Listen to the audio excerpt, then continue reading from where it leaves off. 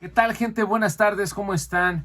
Por si por alguna extraña razón no te has enterado, el día de ayer se encontró un tráiler abandonado en San Antonio, Texas. Lamentablemente, la carga no era realmente una carga, no era una mercancía propiamente, o digamos que sí una fatal y terrible mercancía del sistema capitalista.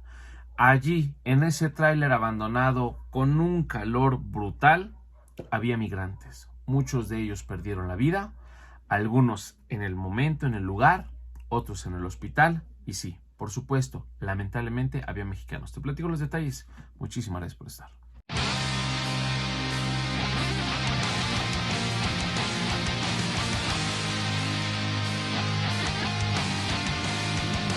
Pues sí, la desgarradora y terrible noticia se dio a conocer el día de ayer. Un tráiler abandonado en San Antonio, Texas, que pues sí es un paso de migrantes, fue encontrado el día de ayer.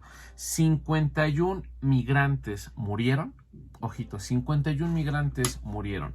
Inicialmente 46 migrantes y después 6 en el hospital. Mira, te platico más o menos.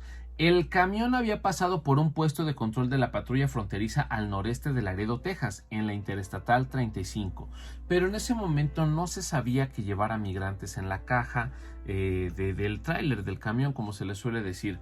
Los cuerpos fueron descubiertos después en la tarde a las afueras de San Antonio, cuando un trabajador escuchó gritos que venían desde dentro de la caja, desde dentro del camión.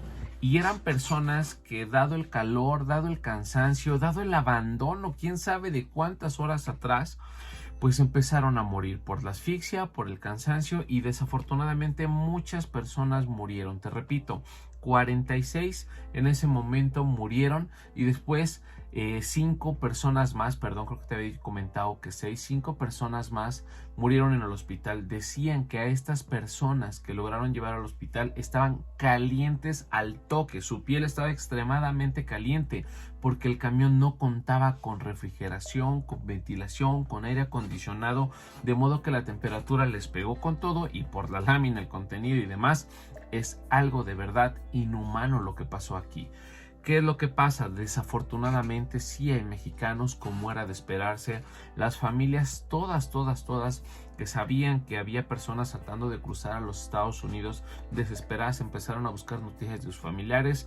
Hay 22 mexicanos en esto.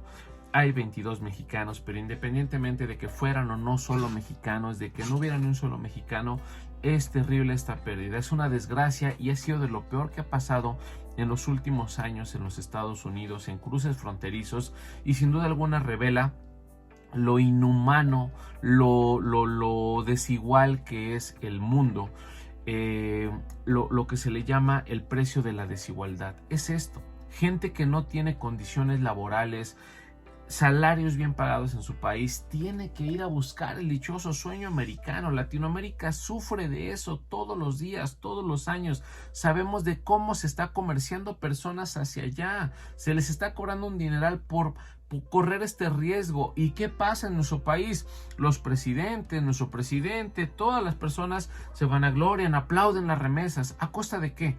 ¿De sufrimiento? ¿A costa de dolor como este? ¿A costa de perder la vida? Había niños también en ese tráiler, había niños, en su mayoría fueron hombres, pero también había mujeres, también había niños. Todavía no se sabe, así es cierta, todas las nacionalidades, todas las edades, no se sabe, pero personas perdieron la vida en el intento de mejores condiciones salariales, para poder trabajar y mandar unos cuantos dólares a sus familias, muchos o pocos, no importa.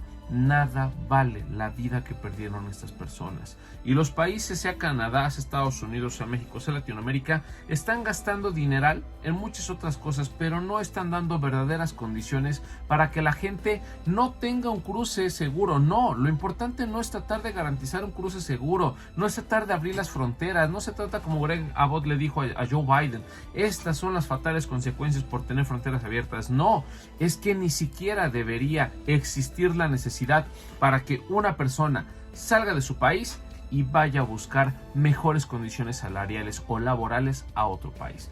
no tendría que existir, pero no se le apuesta a la educación, no se le apuesta a los empleos, no se le apuesta a políticas fiscales y monetarias eficientes.